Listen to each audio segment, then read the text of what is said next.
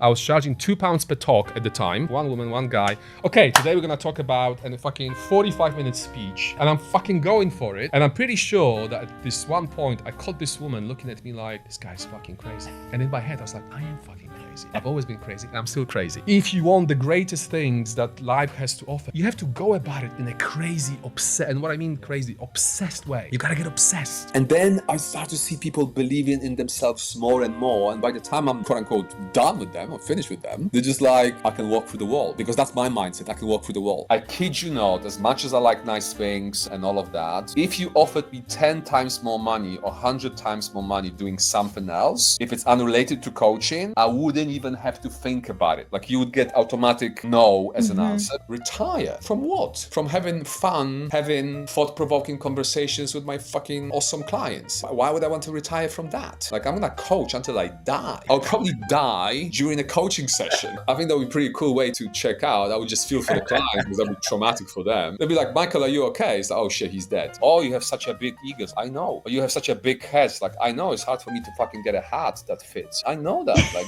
you're trying to hurt me. I'm in agreement with you. Oh, this guy has such a big ego. Thank you. I take it as a compliment. If it wasn't for the ego, I wouldn't be here. You know, I'd be still in Poland, fucking working McDonald's or something, right? After quitting school at 17. Nobody's gonna convince the uneducated immigrant from Poland who came here with nothing at 22, close to nothing at 22, that you can't make it in this country. If you can't make it in this country, you are the problem. I believe that the cost of not being authentic is greater than the cost of being authentic. You can't be anyone in a way that you will get approval from everyone anyway, so you might as well be true to yourself. I'm gonna be who I want to be. I'm gonna do what I want, how I want. I'm gonna say what I want, how I want to say it. And if anyone has a problem with that, they can go and fuck themselves. All I need to do is to speak my truth for some people to get offended or find my certain beliefs to be controversial or provocative. My clients come to me precisely because they know I will tell them what just about any other coach will hesitate to tell them. And that's one of the reasons why they are happy to pay the big bucks, because that's very valuable to them. Take responsibility. To you, it's like an obvious thing, but when I say shit like that, some people find it controversial.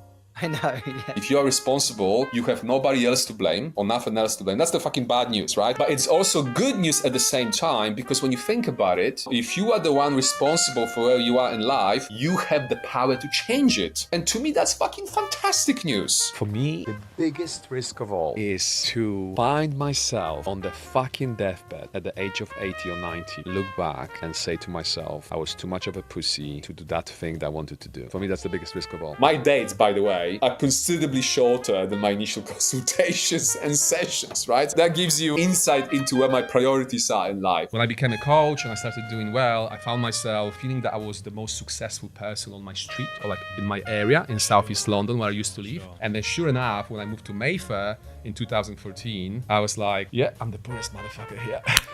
And I fucking loved it. Best position to be I was in. like, I'm fucking poor.